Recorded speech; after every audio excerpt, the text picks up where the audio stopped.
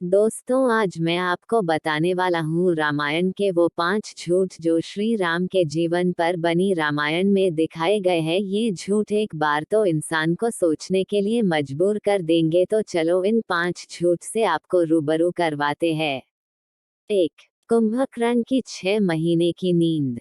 आपने रामायण में कुंभकर्ण को देखा होगा। उसके बारे में बताया गया था कि वो 6 महीने तक सोता था और 6 महीने के लिए जागता था। लेकिन ये सबसे बड़ा झूठ है। अब आपके मन में एक सवाल पैदा हुआ होगा, कैसे?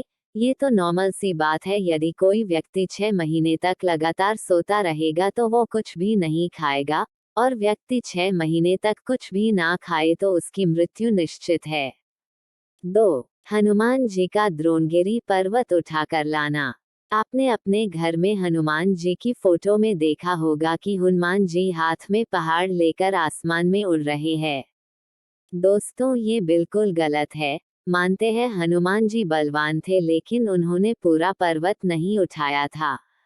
बल्कि सच्चाई ये है कि हनुमान जी को संजीवनी बूटी लाने के लिए द्रोणगिरी पर्वत पर भेजा गया था। उस पर्वत पर बहुत सारी जड़ी बूटियां थी, तो हनुमान जी को समझ में नहीं आया कि संजीवनी बूटी कौन सी है। बाद में हनुमान जी द्रोणगिरी पर्वत की सारी जड़ी बूटियां लेकर गए।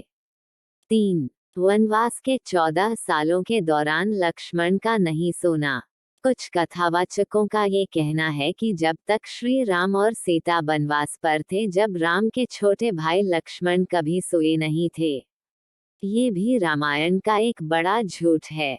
आप और हम सब जानते हैं कि रामायण के रचयिता महर्षि वाल्मीकि जी के द्वारा लिखी गई है, और उनके खुद के एक श्लोक में ये लिखा गया है कि अथ रात्र्यां व्यतीतायां व सुप्तमनन्तरं प्रबोध्यामास शनिर्लक्ष्मणं रघुनंदनम। इस श्लोक में ये कहा गया है कि रात पूरी होने के बाद श्री राम धीरे धीरे लक्ष्मण जी को भी उठाते थे, तो यहाँ ये बात सिद्ध हो जाती है कि लक्ष्मण जी सोए थे। 4. राम सेतु के पत्थर तैरते हैं।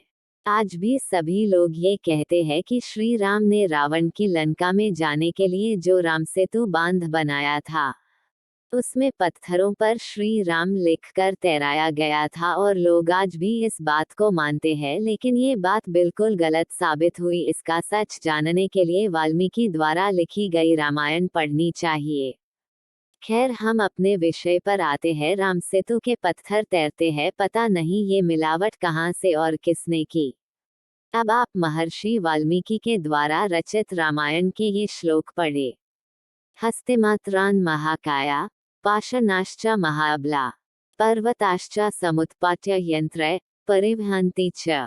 इस श्लोक में कहा गया है कि उन महाकाया मतलब विशाल और महाबली हस्तियों ने बड़े बड़े पत्थर और पर्वतों को तोड़कर समुद्र तट पर लाना शुरू किया। इस श्लोक में तो ऐसी कोई बात नहीं बताई गई कि पत्थरों को तोड़कर उन पर श्री राम का नाम लिखा गया। 5. सबरी के झूठे बेर। आपने रामायण का ये सीन तो जरूर देखा होगा। जब वनवास के समय श्री राम जंगल में जा रहे थे, एक कुटिया में सबरी ने राम और लक्ष्मण को झूठे बेर खिलाए थे। तो चलिए अब हम महर्षि वाल्मीकि द्वारा रचित रामायण के अरण्यकांड के श्लोक पढ़ते हैं। मया तु विविध वन्य संचितम पुरुषर्षभ तवार्थे पुरुष व्याघ्र पंपायास्तीर संभव। यानी कि सबरी ने श्री राम और लक्ष्मण को पुरुषश्रेष्ठ मानकर अतिथि सत्कार किया था। सबरी जो फल व फूल पंपस सरोवर के पास एक वन से तोड़कर लाई थी, और उससे श्री राम और लक्ष्मण का स्वागत किया था। तो यहाँ पर तो कहीं भी ऐसी बात नहीं कही गई कि सबरी ने श्री राम और लक्ष्मण को झूठे बेर खिलाए। धर्म से कोसों दूर रहने वाले व्यक्तियों ने बताया कि उस समय जाति प्रथा को खत्म करने का ये सही उदाहरण था।